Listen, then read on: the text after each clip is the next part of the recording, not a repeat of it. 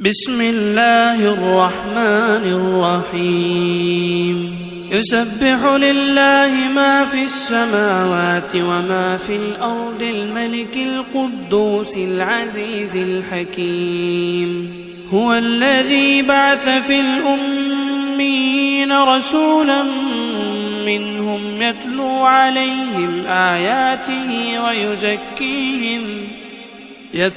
عليهم آياته ويزكيهم ويعلمهم الكتاب والحكمة وإن كانوا من قبل لفي ضلال مبين وآخرين منهم لما يلحقوا بهم وهو العزيز الحكيم ذلك فضل الله يؤتيه من يشاء والله ذو الفضل العظيم مثل الذين حملوا التوراة ثم لم يحملوها كمثل الحمار يحمل أسفارا بئس مثل القوم الذين كذبوا بآيات الله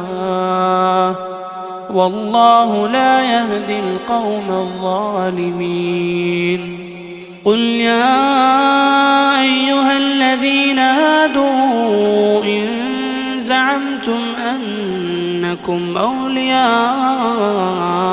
لله من دون الناس فتمنوا الموت إن كنتم صادقين ولا يتمنونه أبدا بما قدمت أيديهم والله عليم بالظالمين قل إن الموت الذي تفرون منه فإنه ملاقيكم ثم تردون إلى عالم الغيب والشهادة فينبئكم بما كنتم تعملون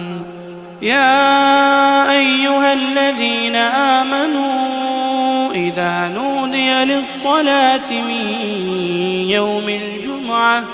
من